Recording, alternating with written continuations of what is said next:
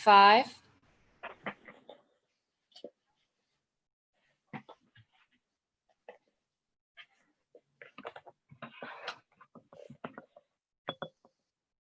Good morning from Washington, D.C. I'm Fred Wary, a senior fellow at the Carnegie Endowment for International Peace. It's my pleasure to welcome you to this live stream panel discussion on the roles of global and regional powers in the Libyan civil war. The last several months have seen dramatic battlefield shifts in the civil war, with the factions on the ground and their foreign backers squaring off in the oil-rich central region. Contrary to some early expectations about a peace dividend from the coronavirus pandemic, the fighting has actually escalated with increased flows of advanced weaponry and mercenaries. The stakes of this globalized standoff and the scramble for influence extend well beyond the shores of Libya, affecting the entire Mediterranean basin and even the unity of the NATO alliance. But most of all, it's ordinary Libyans who've suffered the worst of this foreign-backed conflict in the countless civilian deaths and thousands of displaced, as well as the deep ruptures in the country's social fabric. Beyond the headlines, a number of deeper questions emerge about the internationalization of this war. What kind of settlement and political and economic order in Libya do these foreign countries want? What kind of influence do they seek? How is Libya linked to these countries' broader goals in other regions, in the Mediterranean, Africa, Syria, the NATO alliance? And finally, we're often rightly focused on the physical and kinetic aspects of this war, but what about the informational realm? How has the weaponization of media and social media narratives by these foreign states and their local proxies affected the conflict? To offer insights into the internationalization of Libya's war, I'm delighted to welcome our distinguished panelists who need no introduction to most of you. Dmitri Trenin is the director of Carnegie's Moscow Center, who will speak on Russia. Sinan Ulgen is a non-resident fellow at Carnegie Europe. He'll talk about Turkey. Jalel Harchaoui is a research fellow at the Clingendael Institute, who will cover the Emirates, France, and Egypt.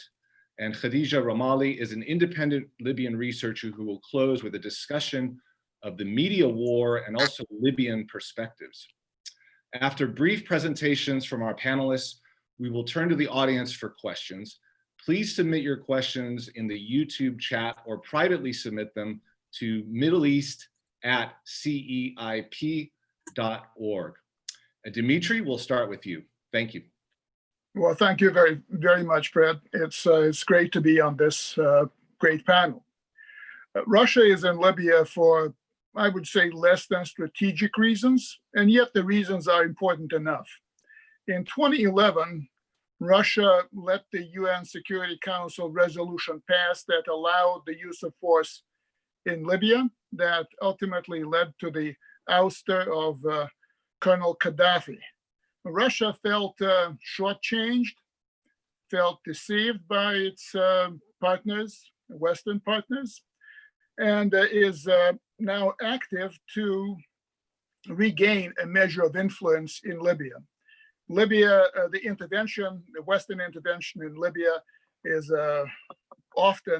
was often criticized in Russia. The results are believed to be a complete mess, and Russia feels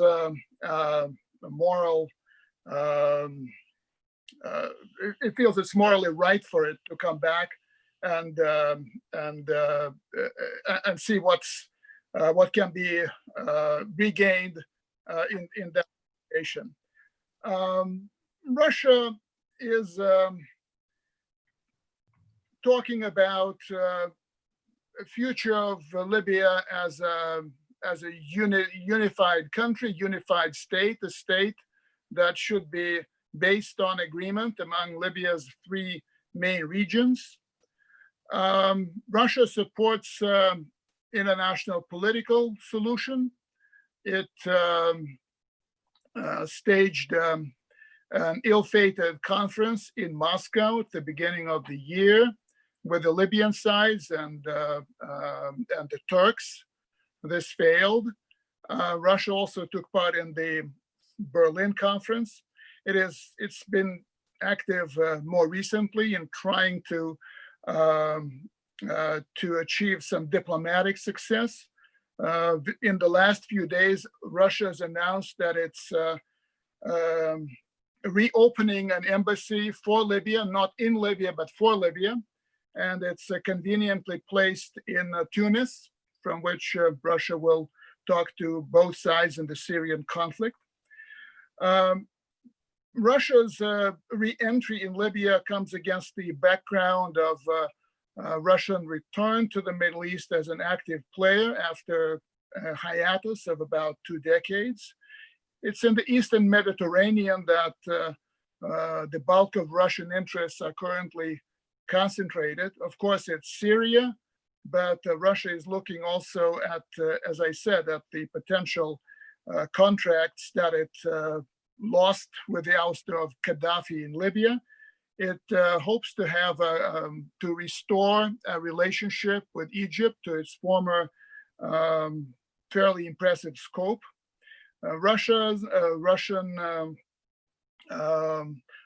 Many Russians took residence in Cyprus. It's an important financial center for Russia. And of course, Israel is a country where Russia has a lot of former citizens and keeps very close contacts with the Israeli government. And let's not forget Turkey and also Lebanon. So that's the area where Russia is now active. There's some, I think there's some considerations of maybe backing up the military facilities that Russia has currently in Syria by having something in Libya, but at this point, I think it's just talk. Russia has learned the art of contacting and interacting with a lot of players in the Middle East after its re-entry. It's a very different player in the region compared to the Soviet Union. It has become a master of geopolitical connectivity. It would deal with really all relevant parties. In Libya, Russia is practicing the art of competition and cooperation at the same time, which is kind of normal mix for the Russians these days, particularly with the Turks. Clearly, Russia and Turkey are on opposing sides in Libya, and yet Russia and Turkey talk at different levels, from the top level to just in the last few hours even, or last couple of days. The chiefs of the general staff of Turkey and Russia had a conversation about Libya. Russia is prepared to act on the basis of reciprocal interests and tries to strike the right balance for itself. It's learning to manage all those differences with the Turks, as I said, but it finds itself in a coalition of sorts with countries such as Egypt, the United Arab Emirates, Saudi Arabia, and even France. So that's interesting. That sets Russia apart from Russia's policy in Libya, apart from its policy in Syria, where it has a military contingent, where it's involved in military operations and all that. And to wrap things up, Russia ostensibly is reaching to all parties, but I think the accent that Russia lays on different parties also differs. For a period of time, Russia, I think, laid more emphasis on its relations with Field Marshal Haftar. But the Field Marshal, I think, disappointed the Russians with his abrupt about-face in Moscow during the negotiations that led to the failure of those negotiations. And more recently, Russia has been reaching out to another person in Syria's east, Agila Saleh, the Speaker of the Chamber of Deputies in Tobruk, and it's also Russia is also talking to Farage and his government in Tripoli, but that government is seen as one of the parties to the conflict, not the government of Libya. And very finally, I see no significant Libya influence on Russian policy toward that country. It's not that there are powerful forces within Libya that have a major impact on how Russia structures its policy toward that country. So let me stop here. Great. Thank you for that excellent overview. Sinan. Yes, I will follow up with the blueprint laid down by Dmitri and try to explain Turkey's interest in Libya. Very shortly, there's a historic dimension to this interest. Not only the Ottoman era, but the modern Republic of Turkey has also had a very close relationship with Libya. Let's remember that during the Gaddafi times, when Libya was under the UN embargo, Turkey was one of the few Western countries that continued to have its embassy in Tripoli. I know I served there during that time. So that's the historical part, also with a lot of Turkish companies that were active in Libya. Now, recently, the re-entry, again, to borrow Dimitri's terminology, happened because Libya became also the linchpin to Turkey's Eastern Mediterranean strategy lately. A few words about that. Turkey feels that a number of countries in the Eastern Mediterranean, with Egypt, Greece, Cyprus, and Israel, are trying to impose their own viewpoint about how the Eastern Mediterranean should be partitioned. And Turkey's been pushing back against that. And it found an ally in Libya with the government in Tripoli, the Sarraj government, and ended up signing in November of last year an agreement with that government over the delimitation of the maritime borders, which allowed Turkey to break the diplomatic isolation they was facing in the Eastern Mediterranean. But as a quid pro quo to the acquiescence by Tripoli to that agreement, there was a request for Turkey to provide military support, which at the time the Tripoli government was under siege by the Haftar forces. So the Turkish military assistance did rise up to the occasion in a way, and was so successful and perhaps surprisingly successful to turn the dynamics on the ground. So the initial approach of the policymakers in Ankara was to do this military investment to protect Tripoli, to prevent Haftar forces from seizing Tripoli, from ousting the Sarraj government, and from also triggering a humanitarian disaster in Tripoli. Not only was that accomplished, but with this, and I would say smart intervention, where Turkey borrowed a page from Russian policy in Syria, the smart intervention with a minimal amount of military engagement, but a smart engagement which includes strategic assets like armed drones, Turkey was able to overturn the dynamics and in a way, maybe surprising even some people in Ankara, it led to the unraveling of the Haftar coalition in quite a surprising short span of time. So today, Turkey finds itself reconsidering its options in Syria. And today, it's not only anymore about protecting Tripoli, that was the initial objective, but it's more about how Turkey could position itself strategically in Libya as part of its grander strategy of extending its regional footprint, including in the area of security and military. Now, when we look at this Turkish ambition, we've already seen signs of that with the military cooperation with Qatar, an established forward presence in Qatar, in Somalia, Turkey's acquisition of an aircraft carrier from Spain, which was supposed to carry the F-35s. Now that Turkey is not anymore going to get the F-35s, it's probably going to be armed drones. So there had already been a strategy of Turkey acquiring a bigger regional footprint. And now Libya is a part of that plan. So there are negotiations for a Turkish military outpost there, a permanent presence in the Batia Air Base, firstly, which was bombed a few days ago, incidentally. The objective in Ankara has somewhat shifted to allow Turkey to acquire that strategic presence in Libya. Now, of course, and I'm sure we're going to talk a bit more about this, there's obviously a very important decision facing Turkish policymakers, which is what to do now.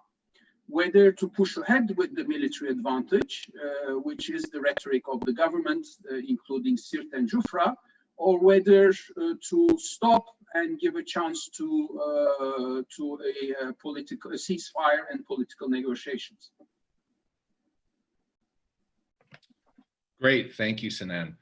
Jalel. Thank you, Fred. Thank you, Carnegie Endowment. I'm deeply honored to be able to discuss Libya in this very exciting webinar. The UAE and France, the two meddlers I wanted to describe today, form a dynamic and tight duo whose effect on Libya has been major and at the same time unsuccessful. Despite the Turkish setback this year, the two countries haven't changed their way of thinking at all. That's why it's important to identify their reasoning and fundamental motivations. Let's start with the UAE. The UAE was traumatically disappointed in January 2011 when Washington let Hosni Mubarak get toppled. It saw and continues to see a lack of leadership on the part of the United States when it comes to the Middle East and Africa. As a result, the UAE itself now feels responsible for the regional order that should prevail in the entire Arab Sunni region. It's of course a project that will take another couple of decades, but if you aspire to be a regional overseer, certain political ideas, certain modes of governance can't be tolerated. You can't just accept any form of politics. So which political dynamics are considered a threat by the UAE?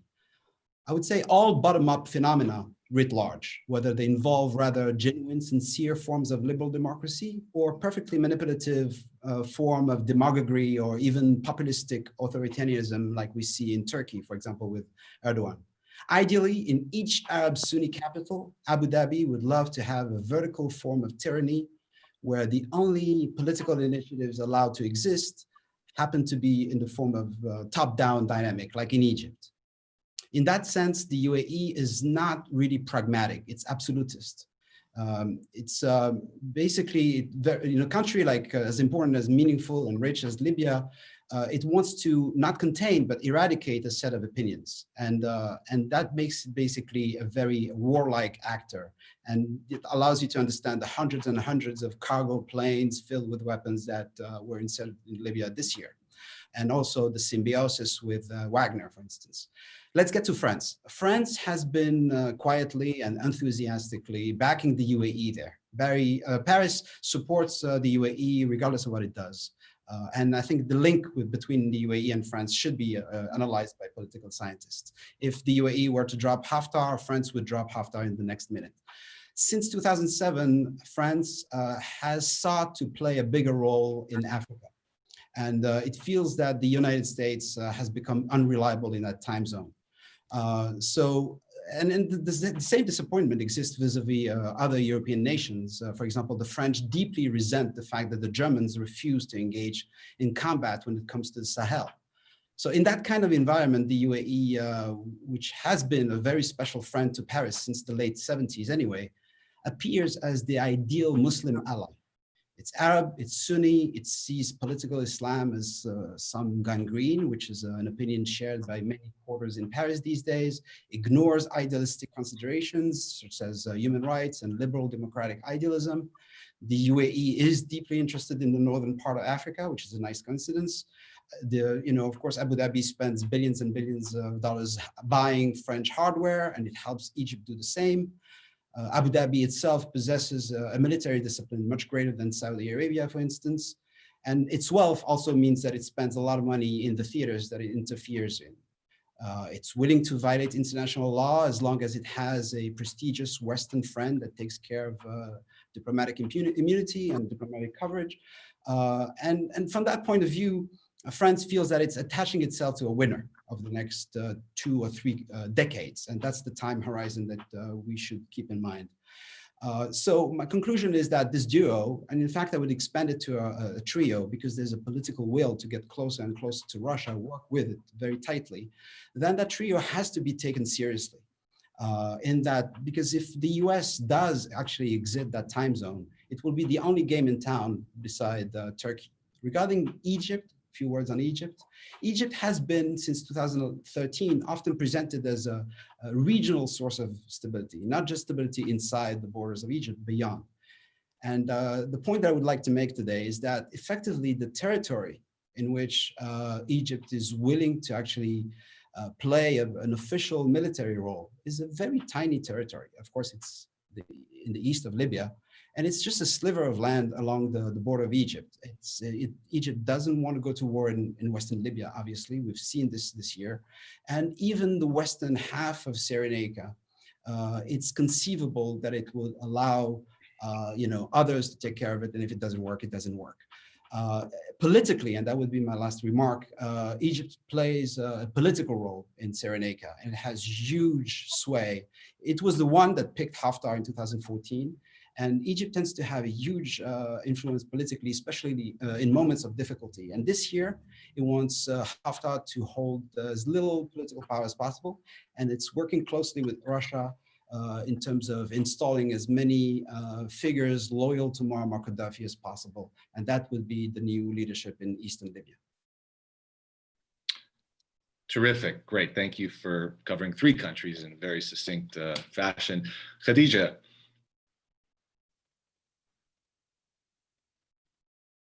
Okay, thank you, Fred. I'll try to be as succinct as Jalel. Basically, what I'll talk about is about the last year and a half of the Libyan media / social media environment, where we've seen quite a lot of statements from Twitter, Facebook, a lot of pages taken down due to foreign interference. And even if you're an individual user on Twitter, you could probably see this in the last year. So I'll start off with December 2018, which is, at that point, Libya was thought to have elections by the end of 2019, and everybody was kind of like getting their campaign in order, and we see SAFE also come back into play, and a lot of people kind of promoting SAFE, a lot of media, and some local movements. One of them was Mandela movement that also started promoting him. And then we have the conflict in 2019, April, where the first visible interference we saw was the Twitter Gulf kind of pollution of the online space, where you couldn't see anything from actual Libyans on Twitter. It was mostly run by Emirati accounts, Saudi accounts, Egyptian accounts. And if you Googled or searched for any Libyan terms, that's all you would find. And they're basically promoting Haftar and the LNA quite aggressively. And then that kind of went from social media onto actual media, something called hashtag laundering, where they would be like, there is so much social attention from social media, and then report it on Arabia, report it on Sky News, the Arabian version, report it on their channels. And it would look like Haftar has regional support in the Arab region. Haftar has a lot of support, whereas the GNA is kind of like the ugly duckling, which nobody supports. And that continued quite a while, where you'd have a lot of mottos and narratives, and like trying to get the Omar Mukhtar image close to the Haftar image by saying that Omar Mukhtar fought the invaders and Haftar is also fighting the invaders as well. And that narrative grew quite a lot until we get to about, let's say, September 2019, where we find out the limits of the Russian interference in Libya from Facebook and from the Dossier Center and Daily Beast kind of articles that come out, where we find out that the 2 Russian operatives that were caught in Tripoli were actually working on kind of promoting SAFE and polling quite a lot in the Libya scene. And they worked on manipulating the would-be elections. Facebook took down a few Facebook pages that were promoting both Haftar and SAFE at the same time. They were run through Egypt with connections to the Prigozhin group. And that was kind of like the first time we see the extent of the Russian interference. I wouldn't say they were effective, but they were clearly like a new element of the Libya battle space. And then we would find out, I guess, in 2020 through other leaked documents that were found that Russia also financially invested in the Libyan media scene through the Al Jamahiriya channel and through equipping and updating their studios, training their team, and getting a new kind of staff in. And for a while, if you look back, you see like the Jamahiriya channel was fully supporting the LNA and their campaign on Tripoli. And it's kind of like just a whole other type of interference and weaponizing the information space to basically push forward military goals and agendas. And so that was two actors. You have the Gulf kind of like being very direct and not sneaky about it. And then you have Russia kind of choosing the holistic approach by using third-party actors, both in Libya and in Egypt, to kind of build a sort of organic movement, whether that was for safe, or build capacity for the actual local media to do its bidding for it.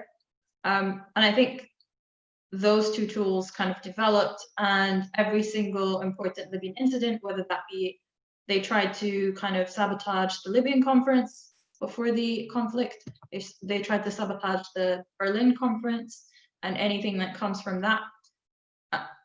They tried to sabotage many different Libyan kind of big political events. And the question that everybody always asks, is this effective?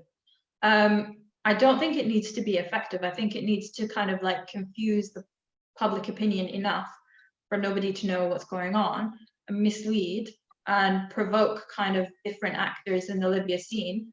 And it goes beyond, is this true or not? It becomes who's the loudest in the room and who can get their points across. Let me see what else. Yeah, so basically in Libya, as we found and other researchers have found, it's not about, sure, we have the fake videos from the front line, like the Wutia hit, nobody was sure, everybody was saying, oh, it was this country that hit it, it was that country that hit it. But I think that's the point that these foreign actors want us to get to, in that nobody knows anything, so you can basically push whatever you want. And we saw that happen with the airstrike on the military cadets, where it got to a point where people were saying, this is a deep fake. No, it's not true. This did not happen. This airstrike did not happen.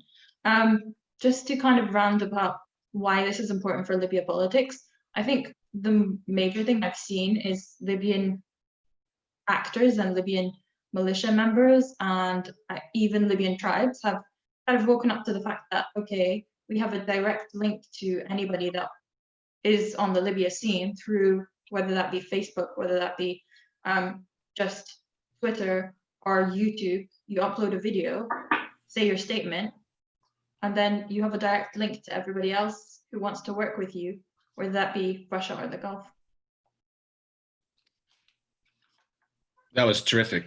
Fascinating close to our discussion, a really undercovered dimension of all this. We've got a lot of questions in the queue, so I'm going to jump to the audience. You can submit your questions, as I mentioned, through YouTube chat or through the email address.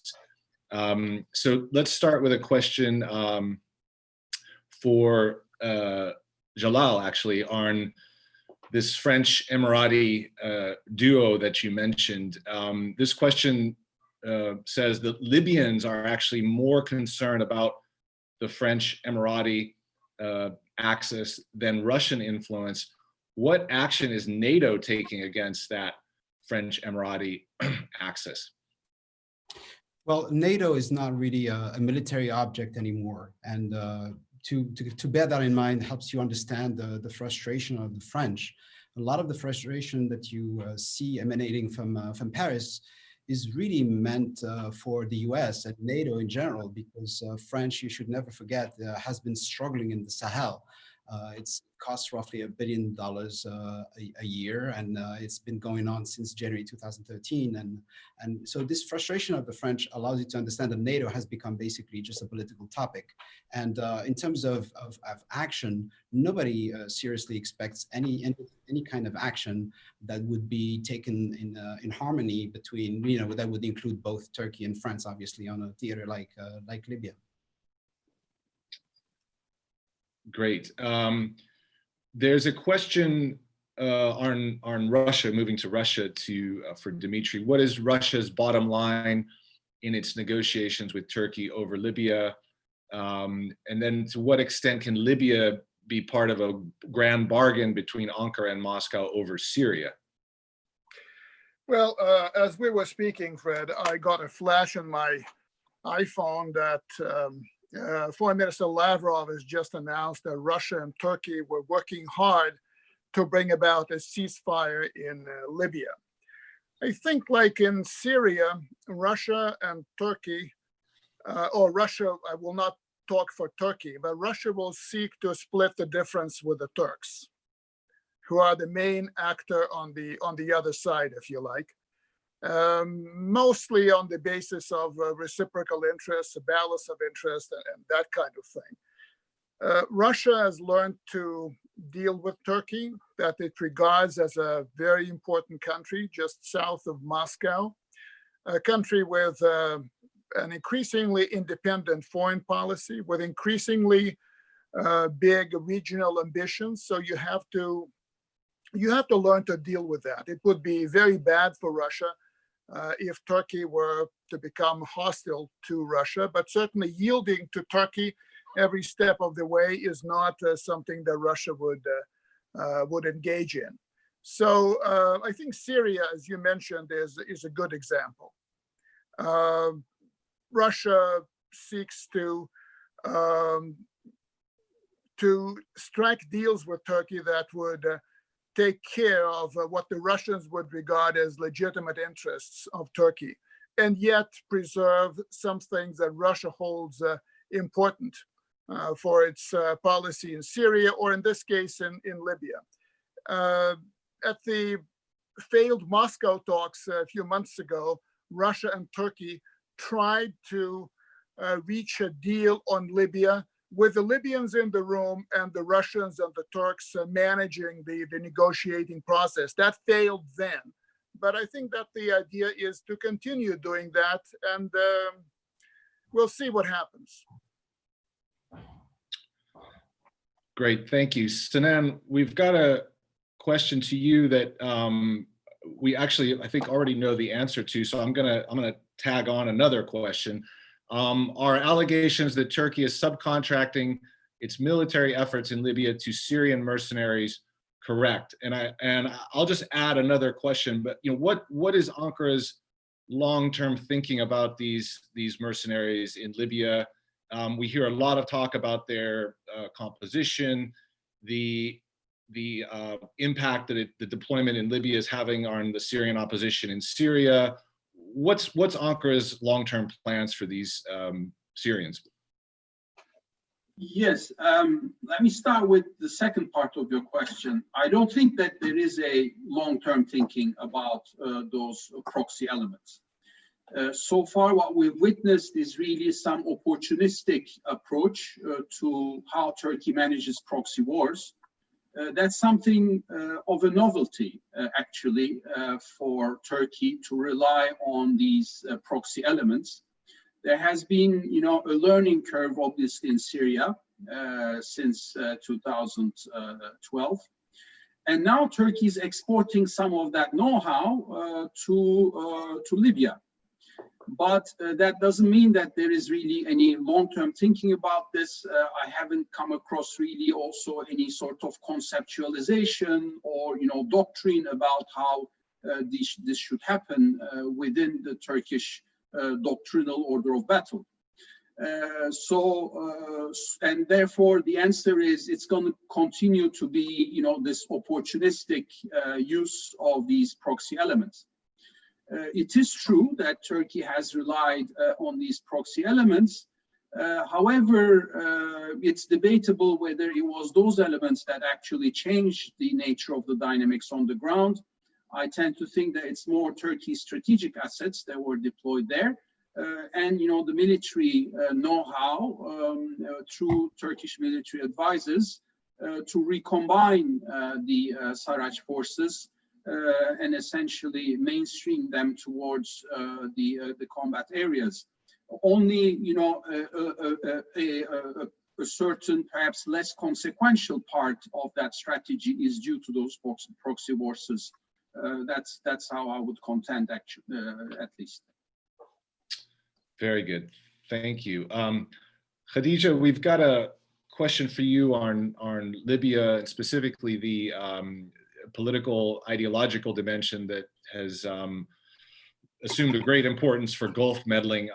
How would you characterize the Muslim Brotherhood in the ongoing international struggle for Libya? So I guess their presence in Libya, and then also, as a factor in the international arena, and perhaps also their linkages to Turkey.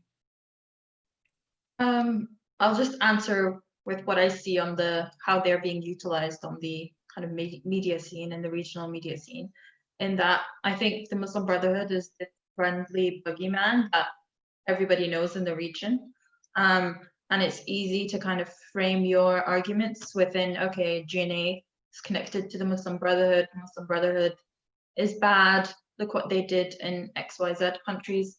So it's kind of like a really easy target to put on the Gulf the Gulf media. It's an easy target to push into international media. So I'm not surprised, like a lot of the videos and programs that they do which attack the GNA are always focused on their links with different Muslim Brotherhood members, and then they go and create bios of these members, look at their links with terrorism, blah blah. So it's kind of like a good narrative to push. Everybody's on board, even somebody who's not familiar with Libya and is familiar with the region overall. It's kind of like it buys into their own biases with regards to the Muslim Brotherhood. So that's why I think it's kind of been a really successful one to push that Western Libya is overrun with Muslim Brotherhood interference. And it goes into like the Erdogan evil Muslim Brotherhood kind of origin, where they have these really really dramatic cartoons where they put the picture of Erdogan next to the picture of like Sarraj, and they're like, yes, the Muslim Brotherhood's evil hands kind of stretching to Libya as well. So yeah, I think that's why it's kind of been pushed, and the whole Turkey element just makes it even more believable to these audiences. Great, thank you. Jalal, back over to you. A question on French-German relations over Libya. You referred to French frustration with the lack of military support by Germany in the Sahel, impacting our cooperation in the MENA region. How was the German initiative for a political negotiated settlement in Libya received in France against this backdrop? And is there a chance that this framework can facilitate any progress on the ground? Well, the initial idea from the Germans back in early September 2019 had all the ingredients to really alarm the French, because the main goal was to not just address the Turkish flow of weapons, but also the Emirati, which is a no-go from Paris perspective. So, but in the end, Germany turned out to be quite malleable. And the French made it their mission to actually shape and transform that agenda, make it more mellow, softer, and less dangerous from an arms embargo violation perspective. And in the end, Germany turned out to be quite also concerned in terms of maintaining its warm, cordial friendship with the Emirati. So this idea that Germany is fundamentally different from France when it comes to Libya, to me, is a myth. The Sahel disagreement is very, very profound, very philosophical, very ideological.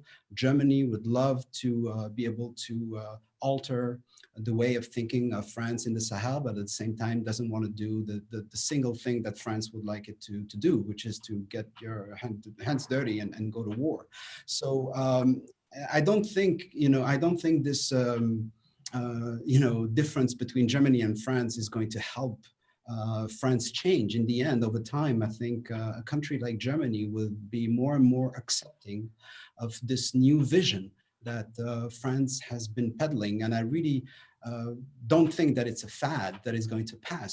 I think, Macron is very serious in terms of rapprochement towards Russia, which means in Libya that you effectively accept everything almost that Russia does. And that's the reason I talked about the trio earlier. Good. And actually, there's another question that's best directed to you from Nabih Boulos. There are reports on Israel's involvement in Libya, presumably helping the UAE in combat operations in support of Haftar. Have you encountered any evidence of this Israeli involvement in terms of weapons, etc.? Well, regarding this topic, every time there's an article that says there's a sympathy from Israel towards Haftar, it's considered as a big discovery. I would like to say that Israel funded the Haftar program in Chad in the 80s. So this is really nothing new. I really don't think that it's big. I think it exists. I think you have probably a training program for some elite forces. I think there's also this profound agreement between the UAE and Israel when it comes to the security of the overall area. But I think it should be studied. I don't think it can possibly be big. Just meaningful. It's interesting, but that's it. Okay. So Sinan and actually perhaps Jalal as well, the question, how serious is the risk of a naval clash between Turkey and France in your view? So this notion of what's happening in the Mediterranean. Sinan. I think Paris will need to decide whether they want a naval clash or not. If they want to escalate with Turkey, then there may indeed be a risk of a naval clash. But what we have seen after the incident 2 weeks ago is that the reaction in Paris has been a political one, firstly, by calling the EU member states for a special meeting that will take place a week from now to deliberate about Turkey. So France wants to get the support of the EU member states to impose new sanctions. I don't think that they will get any such support within the EU, also because many of the EU countries are critical of the French position in Libya. But ultimately, I think France will refrain from generating a naval incident in the Eastern Med and close to the Libyan shores with Turkey. I think their reaction has so far been on the political sphere. And of course, they might, we still don't know, who is really responsible for the attack against the Vatia Air Base. But it seems that it may be a French plane used by the UAE that took off from Egypt. So that in itself shows that there's also a French element in the reaction to the Turkish strategy in Libya. I would like to agree with this over the short term, but my job here, I think, is to highlight how stubborn France is. And if it could possibly get an incident like this time, like last time, but a little bit bigger, a little bit more dramatic, it would be absolutely perfect for political purposes. And I don't think we should rule it out. I think we'll have something, because Turkey has to do a lot using bullying, using force in the Mediterranean, and France is deeply committed to helping Greece in that regard. So there's going to be plenty of opportunity to have a redux of that. And if it could be just a little bit bigger, that would be absolutely ideal from a French perspective. I think it might happen in terms of incident, a violent incident. Great. Khadija, we've got a question for you. how do Libyans, both military and civilians, view the Syrian mercenaries on both sides of the conflict? So those with the GNA and then also with the Haftar forces. Well, it's been weaponized by both sides. Most recently, if you've seen the LNA ad that went viral on Twitter, that basically shows how the LNA views Syrian mercenaries in Tripoli, where they had like Libyans stopping at a checkpoint, Syrians stop them, and then they start to harass the women in the car, and this was seen as so insulting. But that's the kind of view that each side has, where the LNA makes jokes about how Tripoli is overrun by Syrians and how they're taking over Libyan people's homes, and they basically do what they want. At the same time, the GNA has also accused the Haftar side of recruiting Syrians, but they're not as obvious as the use on the GNA side. So I think Libyans view them as, it's kind of like an insult, and it's been weaponized, and I would say creating harmful stereotypes about Syrians overall in Libya. And there's a lot of hate towards it.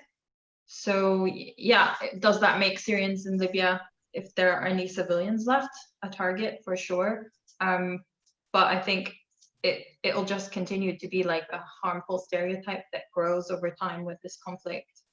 And it's used as an insult by both sides. Mm-hmm. So while I've got you, a question, I guess your own analysis, but then also the perception of Libyans on the future of Libya as a federal state. And, you know, we hear a lot of talk about, you know, partition. That's long been proposed sometimes as a solution. So, you know, I guess what are Libyans thinking about this, you know, notion of a federalism and this notion of partition? From what I see, like, I don't think it's such a huge thing with Libyan Audience. I do think it's planted a lot of different actors to seem bigger than it actually is. I saw maybe a week ago something about partition, and it was blown out of proportion, as in that's not what I see on the Libya scene, and I don't see Libyans wanting partition, and I don't see Libyans kind of wanting federalism, but there are huge grievances, and there are like micro aggressions that have been growing with regards to distribution of wealth of the oil, where everybody's saying, I want my piece of the pie. And I think that's not been addressed for the past 9 years. And I think the partition discussion kind of brings about, okay, we need some sort of governance where everybody gets their resources. And I think we see that more clearly with the South right now, which has the COVID outbreak, that are basically crying to both governments, the East and the West, saying we need resources, but nobody's really listening. But yeah, and my own opinion would be the same. Like, I don't see partition or federalism as being that big a thing as certain media sides make it out to be. But I do think there is a possibility for these sort of grievances to grow out of proportion within like the next 10 years. And maybe then we'll get to a point where, okay, maybe it's normalized that much that it might be a potentially good idea. Excellent. That's a good point. We've got a question for Dmitri. The deployment of Russian combat aircraft to Libya, was this a significant turning point or just another chip that Russia was playing, a continuation? How do you assess that, you know, deployment, which obviously got a lot of attention, not least from AFRICOM? How does that fit into Russia's broader strategy? Well, I think it was a turning point, but a minor one. I think it's certainly a case of Russia raising its stakes militarily in the conflict. Russia is not formally engaged in combat in Libya, and I do not think that Russia will be engaging in a conflict formally in Libya. But certainly this deployment of aircraft, which still has a lot of questions unanswered, is an important element. I think that basically it's the way I see it is it's more of a Russian response to the Turkish use of drones so that Russia tries to balance the situation on the ground in preparation, I imagine, of some kind of a deal with Turkey. But I do not see that this presages Russia's military intervention, Syria style, in Libya. I see no chance of that. Great. And another question to you, Dmitri. You noted there's no significant Libyan influence on Russian policy in Libya, but what are your, I guess, reflections on Russia's relationships with the former regime elements in Libya? Well, I think that for the Russians, there's not much difference between the former people, the new people. Russians take a much more, call it, cynical view of the entire region, and it knows that there are no good guys versus bad guys. You have to deal with people who are part of that culture, and Russians have learned to deal with those people. So I think that there's no special attachment that the Russians feel for the people from the Gaddafi era.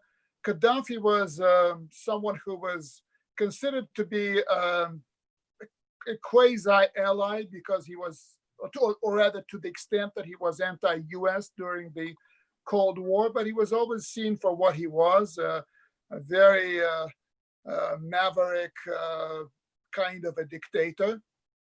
And you only could get so far with Gaddafi. So I think it depends on people, on individual people we're talking about. I believe that the Russians have some preference for people with experience. So if you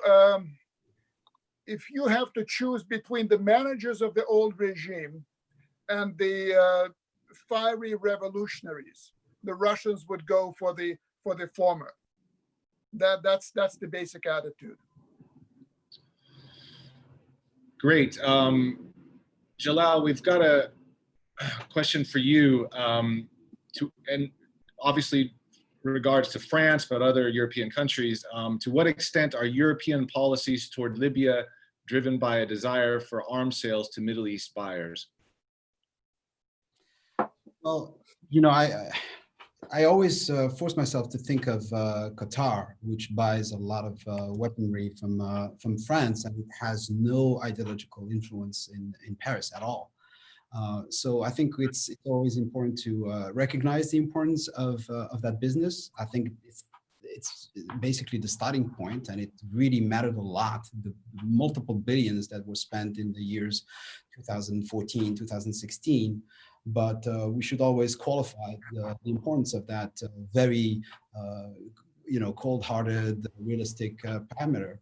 I think the atmosphere here in Paris, and I would say even across all of Western Europe, there is a populistic tendency to flirt with anti-liberal ideas, and there's a big identification from a philosophical perspective between the French decision makers here and those in Abu Dhabi. So I really would go as far as predicting that over the next several years, you'll have other Frances in Europe in terms of thinking that, yeah, in the troubled area like the northern part of Africa, we should have Sisi's everywhere, and we should have Assads everywhere. And this is only going to grow over time. So it's not all about, doing good business and collecting the dividends from a very realistic perspective. There's a lot of ideological enthusiasm here across all of Western Europe. Good. Sinan, this is a bit of a sort of military technical question. Is there a possibility for a direct attack using Turkish Air Force assets, for instance, F-16s with refueling capability to the Jufra base? And so I guess we could sort of expand that about, Turkey's capacity and willingness to deploy its Air Force in the Libyan theater. Yes, theoretically, yes, Turkey can do that because it has air refueling capacity. It would not be an easy operation because of that, but Turkey has that capacity. Of course, what Turkish authorities would like to get is some, forward-basing, temporary or permanent forward-basing opportunities for the Turkish Air Force.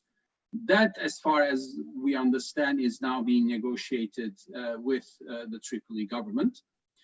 So in the near future, Turkey could get that. But obviously, Turkey has to secure that area as well. So it's one, politically, Turkey could be granted that sort of permanent basing, but it would force Turkey to invest much more in terms of air defense assets in there, and we saw that that is still not the case given the hit to the Qatar Air Base 10 days ago. But ultimately, that's where we're heading. It seems if the direction of travel of the Libyan conflict in military terms continues as such, Turkey is very likely to end up with an air base and a naval base in Misrata as a result of its help to the Sarraj government. Great, thank you. And just a follow-up question, is splitting Libya a viable option for Turkey, considering its maritime agreement with the GNA and its broader economic interests in Libya? That is not what, that's not Turkey's political objective, at least until now. There is, first, the Turkish authorities have always iterated support for the territorial integrity of Libya. But obviously things could change if we end up in a situation where, both sides can't agree and war drags on. At some point, at least some people in Ankara might entertain the idea of a split where, the western part would be under Turkish influence versus an eastern part which would be under Russian, Emirati, French influence or Egyptian influence. But we're still a long way from that, because even that scenario is not, a recipe for stability. So that would be naive to think that that is what Turkish authorities want. I think we may move there or not, but today the focus is on consolidating the gains and pushing for a ceasefire and an eventual political settlement that allows Turkey to keep the influence and the positioning that it has in Western Libya. Great. Khadija, the media environment you described, got obviously a lot more toxic around with the advent of elections. Do you think it's even possible or advisable to have elections, given this media environment that you've described, and especially the foreign influence? I think last time they didn't really. I mean, we had a toxic environment last time. We just didn't understand the effect of foreign players. I think we really need to kind of get to a sort of national understanding first before we enter any political elections, because all of these little localized sort of things where foreign actors can basically utilize this to kind of widen social divides can be used in any sort of political election. So I think it's not wise. I don't think they take that into consideration. But I do think we need some sort of national agreement or national values that we need to agree upon before entering any new sort of elections. Not that it can make a big, huge help, but it's something that it's a foundation that we can build upon entering into this sort of chaotic political elections environment. Good. So back to you, Jalal. Do you see any of the parties that you study, namely the United Arab Emirates and France, are they changing their foreign policy in reaction to the current losses in Libya and projected losses?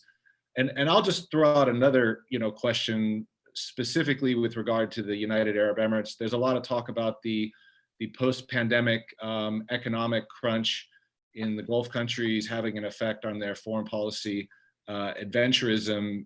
Could you speak to that with regard to Libya? Yeah, I mean, when I was preparing for this talk, I wanted to have a couple more paragraphs specifically to address this stubbornness aspect, because I see a lot of commentary every couple of months that indicates that France is going to revise its opinion, distance itself from the UAE. The UAE is going to distance itself from the LNA, and you basically keep hearing that every 3-4 months. And there is a political science answer to why this change is completely a figment of some commentators' imagination, is because they are not, those actors, especially not the UAE, doesn't think in terms of conventional security. It thinks about ideological security. So it just thinks more about perception, messaging, reputation, how to demonize the other actor. It doesn't really think in terms of military capability, demography, geography, balance of power. And this is going to stay. This is not going to go away, because those are the very origins of the very reason of Emirati's involvement in Libya. And as I said, France is married to this engine, and it hasn't been working out. But because of the reasons I just said, it's not perceived as a failure. You know, there's a tendency to see, we told you that the Turks are horrible. We told you that political Islam was horrible. Look at what's happening. So it's more self-reinforcing than anything else. And there's no change in the way of thinking in Paris, and certainly not in Abu Dhabi. Regarding the economic shock, first of all, those things happen always with several months of time lag. And I think at the end of the day, I think the Libyan experiment from Abu Dhabi's perspective is probably $1 billion a year, roughly. That's digestible. And again, from their perspective, Libya is just too important. The location is perfect. The potential economically is perfect. From a port's perspective, it's also ideal. The population is small. Any ideology could succeed. If you let it alone, you leave it alone, the enemy is going to pop up and send the wrong message to a much wider area. So that is absolutely unacceptable.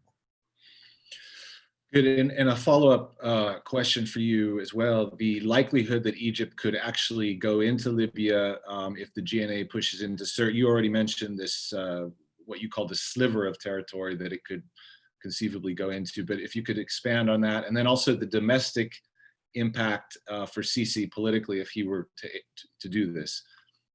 Could he pull it off politically, I guess? I think the image problem of that Sisi has been trying to address is more international than internal. Internally, the Egyptians are grappling with much more tangible issues than whatever is happening in Libya. I would like to also mention that the legitimate security threat that Egypt faced in 2014 out of Benghazi was much more serious than some Turkish presence that is focused on the oil croissant, really, but to prevent the partition that we were discussing just a few minutes ago. So this idea that you'll have radical Islamists installed by Turkey in Jarboub, right at the border, is not really part of what Turkey wants. Turkey actually wants to demonize the UAE and achieve some kind of a reasonable relationship with Egypt, a little bit like what it has already with Russia. And Egypt, it feels philosophically much closer to Russia than the UAE in moments of difficulty like this. So all in all, I see in the worst case, maybe not the very worst case, but most likely some kind of an official, symbolic stepping into the eastern half of Cyrenaica, the part that Turkey actually doesn't want, whether it's Derna or Tobruk or even Benghazi. And then it would also be an opportunity to kind of push the LNA to go fight in Sirte, which it hasn't been doing in large numbers, by the way. Beyond that, there's no desire. And economically, you were talking about the economic limitation. Here, it's a very, very tangible one. It's not something that Egypt would like to jump into.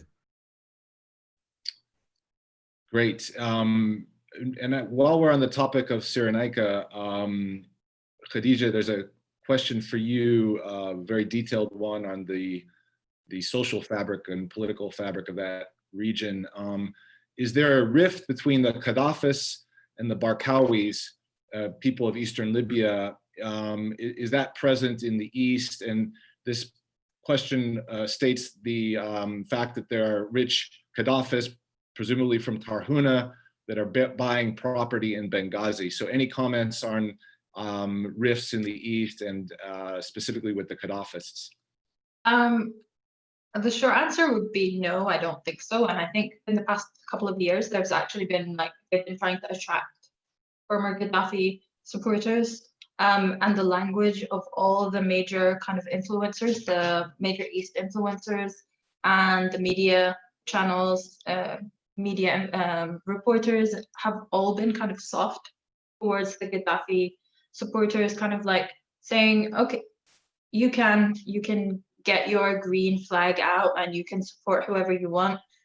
We want everybody to be able to be comfortable in who they support, as long as you don't kind of go over your limits. So I would say no, there isn't really much of a divide between Easterners and the Gaddafi supporters.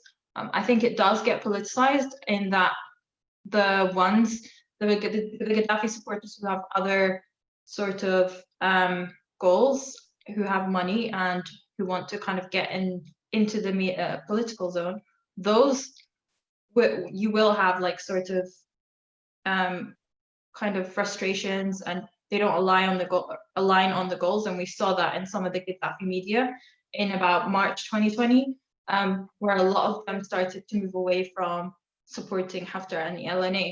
But on the citizen level, on the population level of people moving to the east and buying property, I don't think that's an issue at all. And even in the south, the Gaddafi supporters at the moment seem to be quite free in where they go and what they do. There's been a kind of loosening of that sort of stereotype on the Greens. Yeah. Very good. Good. Dmitri, back over to you. Is part of Russia's interest in Libya related to leverage over Western Europe vis-a-vis migrants and also natural gas? I think I would be negative on the migrants issue, but I would support the argument that part of Russia's involvement in Libya is about natural gas. We talked about the Eastern Mediterranean as the focus of Russia's policy in the Middle East, and this is in no small measure due to the gas deposits in that area. Absolutely. And let me reiterate that Russia's motives for involvement in Libya are primarily pragmatic and opportunistic. It's not so much about strategy. It's not so much about, threatening either NATO or Europe from the south. It's about some more practical things, and gas is one of those things. As far as migration is concerned, from the Russian perspective, the best obstacle to uncontrolled migration into Europe was the Gaddafi regime, destroyed by the domestic upheaval and the NATO involvement. Good. Now, a question, I guess, for all the panelists on the issue of the oil blockade. Any assessment about when that will be lifted, if it will be lifted? And then also importantly, how can there be any political solution without movement on the oil blockade issue? Should I begin? Yeah, go ahead, Jalal. I think that even that process, and it should be really completely done in a neutral economic way, but even that is, even after almost $7 billion worth of opportunity cost since January, it's still going to be seen politically by foreign states, because now that Turkey is here to stay in the West, this some characteristic of the financial system in Libya, which is this almost structural guarantee that every dollar collected in terms of revenue goes automatically to Tripoli. And this was painful before April 2019. And now that Turkey is in town, it's even more painful. And Turkey is, by the way, is not excellent when it comes to managing this kind of risk. It's better with military execution and strategy and tactics. But here, this is what I would call a diplomatic risk. And the enemies of Turkey are absolutely determined to seize this very legitimate negotiation to revive the exports, seize it as an opportunity to set a precedent and have dollars go elsewhere for the first time in decades of history. And if that happens, and it might, it will be considered as a victory, and it will be utilized for the purpose of actually strangling Tripoli now that Erdogan has won it. So I would really like to highlight the politicization risk of this process that should be allowed to happen without that kind of interference, but unfortunately that's not the case. Very good. And very briefly, less than 1 minute, if you can manage this, because I think you're the best qualified to address these. But the role of Tunisia and Algeria in the conflict, perhaps playing a role in mediation, and then separately, very briefly, Italy's role. Well, Tunisia is just too small and too weak, and I would even say the same thing about Algeria. Algeria is going to speak a lot about Libya because there's a populistic atmosphere right now in Algiers, which also is busy with a very, very severe economic crunch. And if it could just distract the population with a topic like Libya, which scares people in Algeria, then it will be done. It doesn't mean that it's going to be taken seriously. It doesn't mean that there's going to be a follow-up similar to what Algeria was able to pull off 5 or 6 years ago. And so you'll see periodically some kind of diplomatic initiative by Algeria. It has good potential. It is actually perceived as neutral by many Libyans, but unless a power like Russia marries its own efforts with all the potential of Algeria, Algeria is just gonna, be vocal from time to time and not accomplish anything. It's just too weak for that. In terms of Italy, I think Italy is busy going back into bed with the GNA, but it's too small compared to the French dynamic that I was describing. So it's not going to change the European picture that I was giving earlier. Good. So we're almost out of time, but we've got a couple questions related to the U.S. role, and I can certainly offer my take on that, but I do want to address it to the panelists, and specifically to Sinan.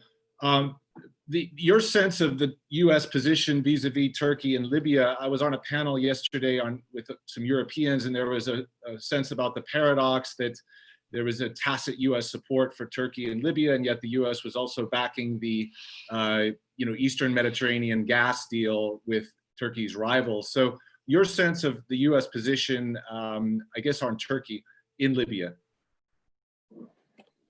Well, we're also actually trying to understand how much of an appetite there is, in Washington to get involved in Libya. And so far, there isn't much, it seems.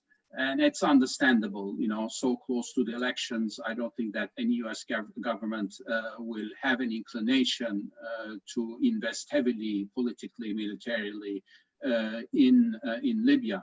So that impacts, obviously, how Turkey looks at the US. However, given that we've had our share of difficulties over the past few years, and I won't name them, there's so many really, Libya possibly is an area either for the Trump administration or an incoming Biden administration, is an area where Turkey and the US could actually have convergent objectives. One of them, due respect to Dmitri, would be to limit Russian influence as to NATO allies. So that could be indeed an area of collaboration between Turkey and the US. And I think it would be fair to say that Washington and Ankara are really in need of some convergence on foreign policy aspects, and Libya could be one going forward.